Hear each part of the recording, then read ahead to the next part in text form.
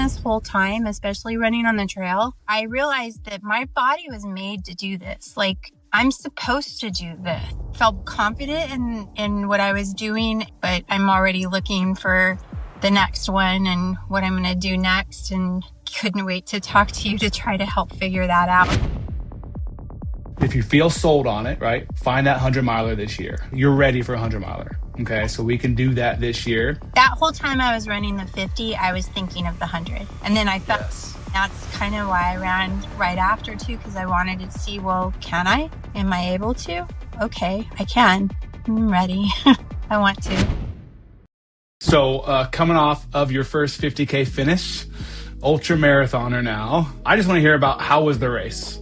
Awesome. It was scary, but not so scary because I practice a lot. So I think the scariest part was running in the dark. Yeah. And I'd only done that the week before, and then only one race during the summer where I ran at night with my headlamp on. But it really wasn't that scary. I learned a lot in the first is you don't, on all the other marathons or half marathons that I ever did, I would always go towards the front and just get out there because I didn't want to stumble over everybody. No.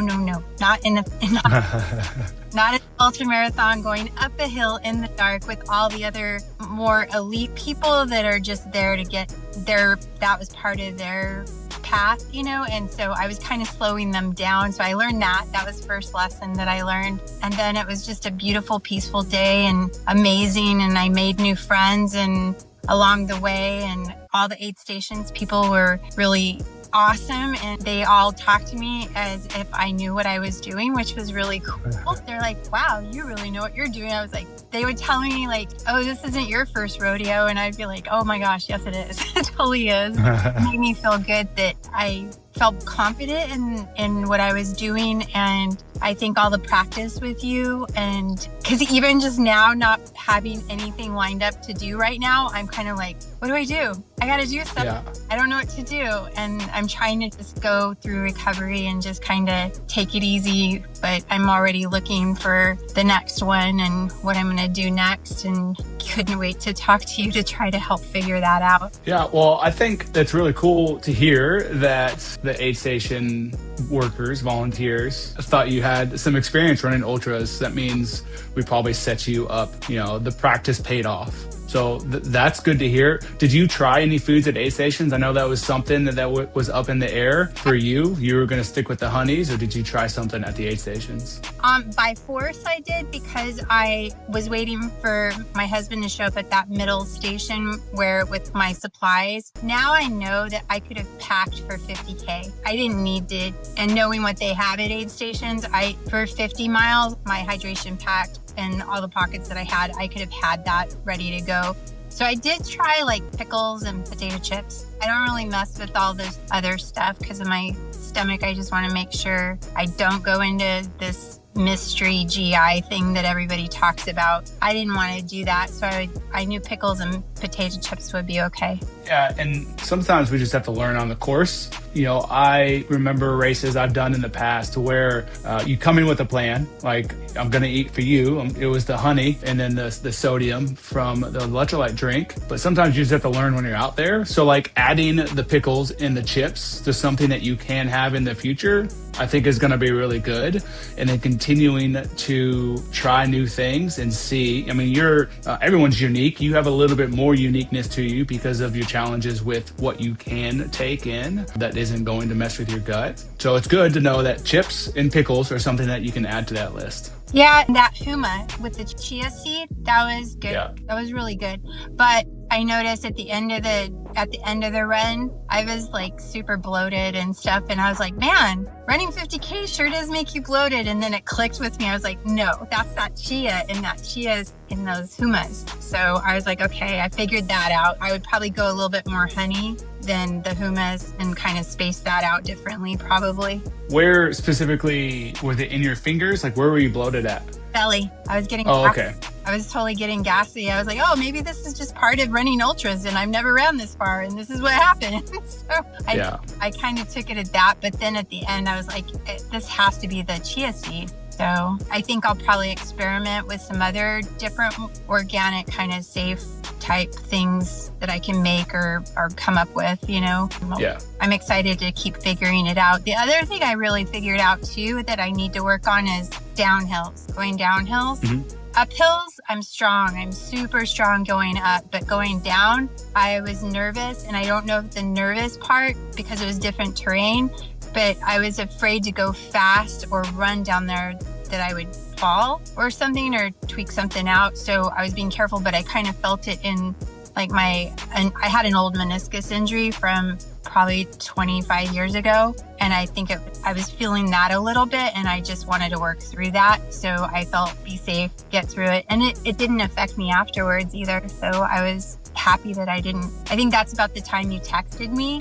And I looked at my watch and it was like 23-minute mile. Oh my God. This is going so slow. And then you texted at the perfect time. And I was just like, and then that one foot right in front of the other, I was like, all right, it's on, let's go. And so I kept That's awesome. at the rest of the time.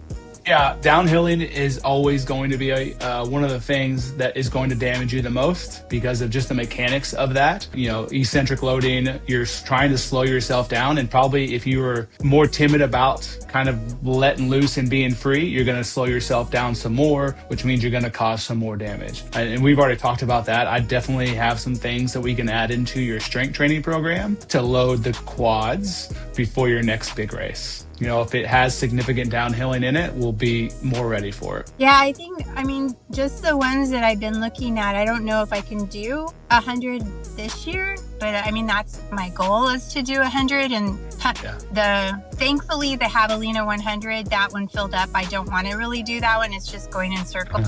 And that I've looked at that too, that I like point to point, or I don't want to run around in circles. So if I don't have to, you did that backyard one, wasn't that's kind of circles, right? 100% it's circles, yes. I can see the benefit of that because you can load your stuff and have it there and you're independent of really, like you're free to have all your stuff available to you, your drop bag and everything at the same time, I guess. So next one I want to practice with doing a drop bag, and I was going to with this one and take the shuttle with everybody and go up, but I'm glad I didn't because the shuttle didn't get there until 5 minutes before it started. So I was really happy I just showed up earlier. So it was good. Yeah. So, it's really important when you're picking an ultra to pick one that resonates with you, right? So as doing something that 100 miles, 50 miles, whatever you're going to choose, 100K, it's going to be hard. And if we're going into it with a headspace, I don't want to run loops, then it's going to be harder already. So picking a race that is beautiful, challenging, in your mind, this is going to be fun, this is going to be exciting, is already going to set you up for success more than doing a race that's I'm not very excited about the terrain, I'm not very excited about the scenery, the loops. So when you're looking at a race to do, keep that in mind. Something that's oh yeah, it gives you those little goosebumps, that's the one I want to do, then, that's the one you should sign up for. Yeah, I looked at that Black Canyon one, and that one seems kind of similar terrain, and it's really pretty out that way. That's one that's kind of popping in my head. And then I haven't really had a chance to dig in too deeply. Living in Arizona, there's so many of them. We have a ton of races all the time. And I thought this summer maybe I could practice more running at night. I want to get that whole vibe done because I know 100 I'll be just based on what I did. I'll probably be 30 plus hours is what I'm guessing. I don't know. Yeah, depends on the terrain, but yeah, 100%. When we get into a race, a 100 miler, you will be training at night just so you can get comfortable with it. There's really not a lot of adaptations for your body to get by running at night, but it's more of a mind thing, right? So you can get comfortable. You can get comfortable using your headlamp, how it feels, testing out. I love to use a waist lamp, one that goes around your waist. Yeah, I want to try. Yeah. And so that's the benefit of doing those training night runs, is just to get familiar with your equipment and get more confident with doing it. Yeah. And it's so awesome because my whole backyard is all the mountain reserve. So, and I've lived in this house for 25 years and it's I look at those and I've climbed them here and there, but now I'm going to them to climb them. And so I'm going to my headlamps and go up those at night because now they're accessible to me. I can go I think they're open till 10, so I can like go and do that any night I want to now. And there's 50 trails in there. So that's amazing. No, that makes me happy. It makes me happy to hear, Laura. Yeah, I'm happy. I just went this morning and it was so nice because in the desert, when it rains, you smell that creosote and it smells so good and everything's so green. Yeah. And you're right about the terrain. The whole reason I kept this one after it was canceled in October was because of that. I was like, that's going to be a really pretty run. And I knew going from Lake Pleasant all the way to Cave Creek I knew it was going to be really pretty. It wasn't as far down as I would like to try one and be more remote, but it was like, that'll dip my feet into it. And good thing it did like cancel, because on those rocks going up in Cave Creek from the rains before, they were just rubble everywhere in all the trails. Oh, wow. Yeah. So there's no way. I can't even it would have been, because we get flash floods. I couldn't have even imagined. Yeah. Well, let's talk about that. So this race was originally on your calendar for what time frame was it? October, I think the 18th or something. It was mid-October. Yeah, I'm scrolling up on your training plan right now, right? So mid-October, and then it got canceled because of weather and then rescheduled, and we had to make a decision on what to do, right? And we had options to drop down to a marathon, to find a different 50K to run, or the one that you end up chosen was do this one when they reschedule it. Do you think that worked out? I mean, it sounds like it worked out well for you. Yeah, and running the full marathon in between was helpful too. I just with it, I was pretty crushed when they canceled it, because from my point of view on my phone, everything that I see, people go through snow, sleet, wind, rain, everything. And I was prepared mentally for that. I was like, okay, I'll get 2 shoes. I have a rain jacket. I'm ready. I'm going. And then when they canceled it, I was like, oh man, I was ready. And then I'm glad that we did the road run on the marathon. It made me realize how much I loved going to the trails. I really, they're way more peaceful, and it just was the same. I thought it felt different on my body. My body's I remember in the first part you told me your body will get kind of used to it, because I was like, I couldn't fathom not running on a smooth surface, always tweaking and all that stuff. Yeah. And with those foot drills, those are a blessing. Those come in. Yes. I do those all the time because I don't know. I work in the skateboard world. It's I try to pass that along to the guys in the shop. I'm like, this is going to save you. You have to realize that. You know what, Josh, too, another cool thing, and I don't think I told you, but during this whole time, especially running on the trail, I realized that my body was made to do this. I'm supposed to do this. That's what my body was made to do. It wasn't made to, skateboarding, you push, you jump on, you carve, you do that. Same as snowboarding, skiing, all different kinds of sports. But I really felt like this is what I was made to do. This is what my body was supposed to do. I love to hear that. That is, I don't know if I probably said it, we've met 4 years ago almost. And, my main reason to coach is because I love to run, right? It's something that I want to do for the rest of my life. And so I coach my athletes in a way that they can continue to do it for the rest of their life. And so the fact that over this time that you found out that running is something that your body is made for, and clearly it sounds like you love it, that just makes me so happy to hear, and that you're able to continue to do it. We're less than 2 weeks out from your first 50K, and how many runs have you done since? You ran a couple times this week already, right? I think I did 3 times. They weren't long runs or anything, and same right after last week, I just went gentle. It was hard. I wanted to go farther. But I was like, no, you have to, if you want to go farther later, you gotta chill. So I don't know. Yes. So was there any point during the 50K that it got hard? Only on going ups and downs when I got to the mountains. At the mountains, when it started going up and down, the climbs were easy for me. At points in time, because I was by myself most of those climbs, I was like, am I lost? Where am I? I haven't seen any of the flags for a while. And so that would cross my mind a little bit here and there. But I saw a beautiful terrain that I've never seen before, that I would have never seen otherwise. So I went through a whole mountain with just thousands of saguaros that I was like, whoa, I've never been in the middle of this many saguaros. I was that 23-minute mile, that was probably in the middle of that. And it was just more of the getting down. I was more frustrated that my legs weren't like that. I didn't want to risk it, and I didn't like feeling afraid either, but I knew that I wanted to finish, and that was my goal, was to finish and just take it easy, run. I always think in my head, run where you can, climb where you can, walk if you need to, go slow if you need to. I don't ever I don't know. I think eventually more comfortable I get, the faster I will be. That guy that did Cocodona did it in 13-minute miles. I do not know how he did it. Well, if we're talking about the same guy, that guy was a track athlete, cross-country athlete, all through high school, through college, right? And then he transitioned to trail. I think we're talking about Dan Green. Yeah. And all right, so he has the background, the confidence to be able to do that, to be able to be comfortable, to move quickly on, difficult terrain, right? And so that you will build up that confidence to be able to move quicker on technical terrain. So just my background, never did any of that. Never.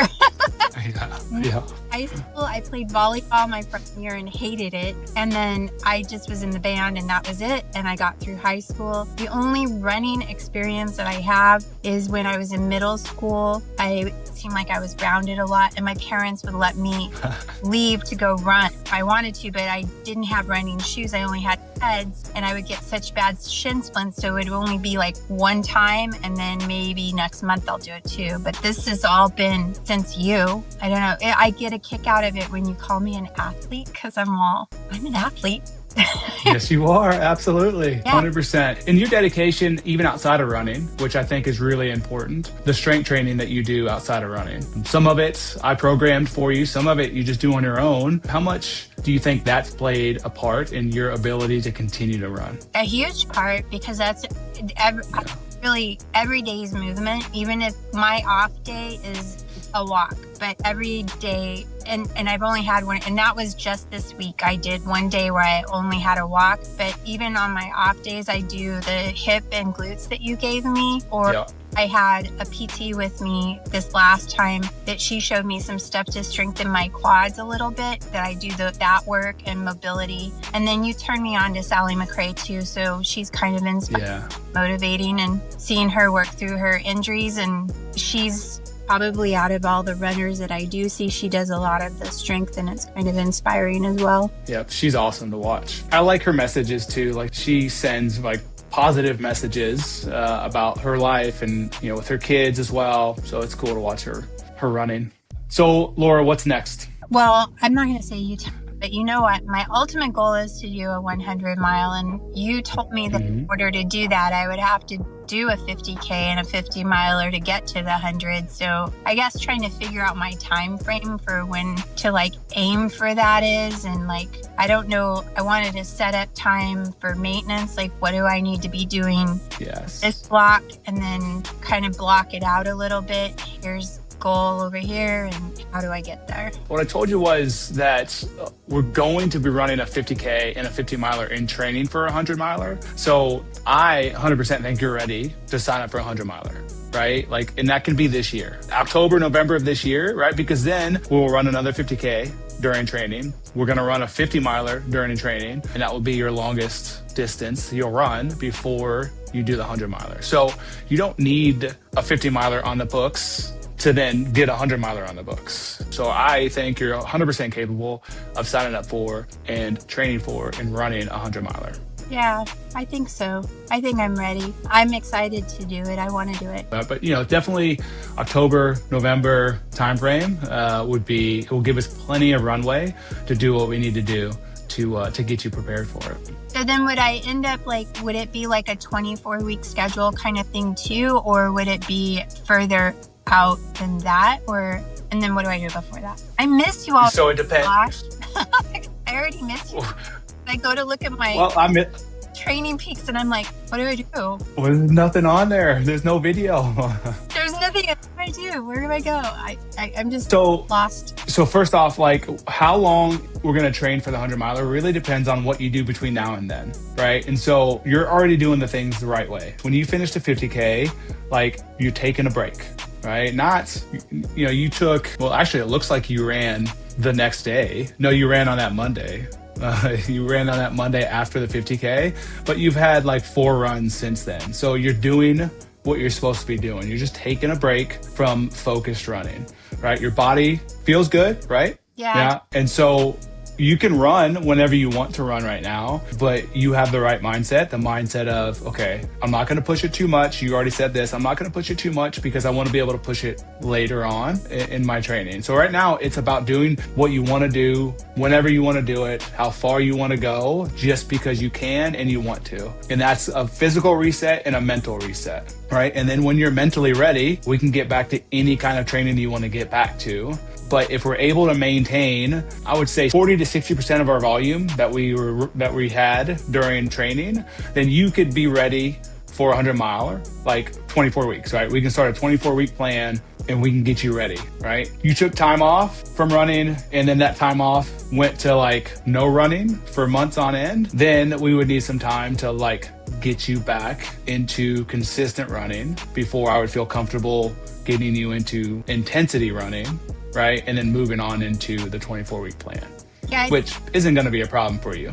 I think the last year, I went down to 3 days a week when we weren't training. And then I tried to up strength a little bit more so that I could get stronger. And then I kept it that way until we signed up and did another set. Yeah. I definitely want to work on those and going down hills, and whatever I'm doing, I'm going to hit a mountain and go down because I just want to feel confident, like, and comfortable. If you could have seen me before all of this, when we would go hiking, I was the super careful mom, kid, don't get too close to the edge and like everything. And now, all right, let's figure this out. So I'm definitely getting in a more of a comfort. So now I'm faster than my husband. Let's go. But he does have a small injury he's dealing with. So let's just leave it at that. You're faster than your husband. Okay. Well, we'll take that. Yeah, that's perfect. 3 days a week. Focus on strength training is going to be just fine. And then, in the meantime, like if you find something that's in November and we're not going to start until June or July, like there's the idea of doing something like the 10K to half marathon focus for the beginning of the year, right? So you can totally change it up. We can keep the volume low, add in intensity, and then target a much shorter race, which keeps you active, keeps you motivated. You get to work on speed work without raising your volume really high. Then we get to take a little time off from that before we flip the switch to train for an ultra. Okay, I like that. That's kind of actually what I was thinking, because there's a lot of like halves coming up and things like that, but for the spring right now. And I was like, oh, those will be fun. Like there's one next week. I actually contemplated it. I was like, oh, I'll go do that. I don't know. But yeah, I don't want to sit around and not run for sure. Yeah. Keep what any of that works. Any doing maintenance between now and June works, right? But sometimes we need, a race on the calendar to stay motivated. But choosing something at a shorter distance will be smart. I like the speed work. Even though it's more on the road, I like. And we can do speed work on the trail. Yep. Yeah. Roads are I like them. They're okay. That first run was in my neighborhood. It wasn't, and I was like, oh, this is nothing. Yeah. It's just, I listened to a podcast and looked at the birds, didn't have to focus on anything. I mean, just think about that, Laura. You finished a 50K. You did 8 hours of running on Saturday the 20th. And then on the 23rd, you went for a run. Like, you finished your first 50K, and then 3 days later, you went for a run. You know what, though? That's awesome. I see people doing that all the time. So I'm like, well, can I do that? Okay, let's see. So I think I kind of, and I did, and I could. And I didn't really feel any injuries. The only thing I felt was my legs were really heavy when I went to sleep. And I was like, oh my gosh, they feel so heavy. And that was the weirdest feeling I had. And other than that, and I just slept through it. Have you ever heard of Traumel? It's like no. It's Trameel. It's like a German, I think, kind of thing. But my naturopath had recommended it years ago. And I rubbed that all over me that night. And that next day I was feeling good. I'll send you a picture of it. Yeah, I mean, why I think you're able to do that, right? Run that 50K, your first 50K, and then run a few days later is because of the fitness that you built in the years leading up to it, right? From 22, when we started working together, training for the 10Ks, the half marathons and the marathons, like you were slowly building up more and more fitness and more fatigue resistance. And now even after your first 50K, you were able to go back out a few days later and ran because you wanted to, not because you had to, and you felt pretty good doing it. So I think that's pretty awesome. And you know what? Remember back then, that was when my stomach was still really bad too. Like in that stuff that was going on. We worked through all of that. Those were very dark times for me, but you helped me get out of there during those times, because then I started having like a regimen and accountability, and honestly, it distracted me and it took the stress away. And so that was what I believe helped me heal, that was all of this. Yeah. So thank you. So can we talk about the struggles you had this past training plan? Yeah, there was a lot of stuff going on with my family and my family in general, work in general. Yeah. And just, it was very challenging year for sure. And a lot of, I would say it was dark, but not dark, but scary. And not to go into detail about it, but yeah, it was the running. It literally was something I look forward to every day to just. Yeah. Well, you definitely had a lot of additional stress over this time frame. And I think that's what's one of the big benefits of having someone by your side helping you, keeping you accountable, is we get to make modifications when things come up. Like, hey, Josh, something came up at home. I didn't get out for my run, or, I've been up since 4 a.m. What can we do? And so having you communicating with me is huge, because then I get to make those modifications for you. That way you were still able to toe that line healthy, as fit as you could be, and you finished that 50K. So being able to communicate and make those changes, I think, was big. Working with you, and you're so easy to talk to, Josh. And Thanks. I needed to go too deep into everything. I could just kind of go, this happened. And you were like, oh, life does happen, and let's figure it out. And it wasn't ever like I wanted to quit. I never wanted to quit. Like, quitting wasn't an option for me at all during that time, and nor is it now. But it's like having you there. I wouldn't say that I'm like codependent on you or anything like that, but man, I really appreciate it. I just really, really do. And owning a business and being a parent and having to do so much where people depend on me, it's nice to have somebody that I can have there for me to hold me accountable. Do you know what I mean? Yeah. Because I usually 100% myself, and it's like, I know if I look at that training peaks and I got this, and this, I'm gonna go do something no matter what. But I'm very organized, and I like a plan, and that's just how. I'm very linear, I guess. People call that something. It's probably like a type this personality or something. But Type A. Is it? I don't know. I've never took the test, but I like to know what my goal is and how am I getting there, and I will get it. Like, if I believe and I want it, I'm going for it. I don't know. You really helped me with all of that. Well, you're awesome to coach, because your ability to communicate, and then also your ability to take feedback well on hey, we need to push farther, we need to pull back on the effort. You always responded well. You just did the things. Easy going with the changes. You were, so it was great. You're great to work with. You have been all these years. So I appreciate your trust in my coaching, and I'm excited for what you pick next. Okay, let's do it. Let's pick one. All right. So Laura, just find a race you want to do, right? Something that resonates with you down the line. I would look at, if you feel sold on it, right? Find that 100 miler this year, right? If you have some reservations, 50 miler is good, or 100K, but you're ready for a 100 miler. Okay. So we can do that this year. Choose that one first, right? And then once you put that on your calendar, then we can work backwards and see if you want to train for 10K, half marathon early on in the year for some speed work. That whole time I was running the 50, I was thinking of the 100. Just think. I was like, all right. I mean, I think you have your answer then. You have to still get through 3 of these. You have to do 3 of these, Laura. So I just kept, the whole time I was thinking that, pace myself out. Sometimes you're going to have rubble that you have to climb through and you're not going to be able to get down. And it's better to be going slower than it is to go faster so that you can still get to the end. Like everything that I thought during that whole race was all about the 100. And then I felt that's kind of why I ran right after too, because I wanted to see, well, can I? Am I able to? Okay, I can. I'm ready. I want to. Yeah. There was a guy there that's like 90s that runs those things. Did you see yesterday that across the years in Peoria, they had days, and I think her name was Anne. Her first name's Anne, but she finished. And she was only signed up for, she's a famous ultra marathon woman. And Trayson, probably. Yes.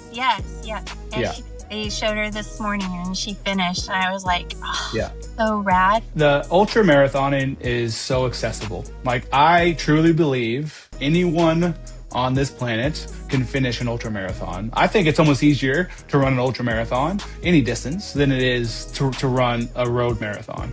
I agree, because you can pace it a little, you know. Of course it's a race, and you are like kind of pushed to go faster. And I was bummed because I was stuck at that aid station for 15 minutes. And I was like, dang it, I should have done this. But all the shoulda, coulda, would I took in, put in a bag. And then, you know what? When I got to those mountains, I was like, it's not bad that I waited that little bit then, because that gave me some energy for this. So I just flipped the thought process and I didn't let it bother me anymore. So good.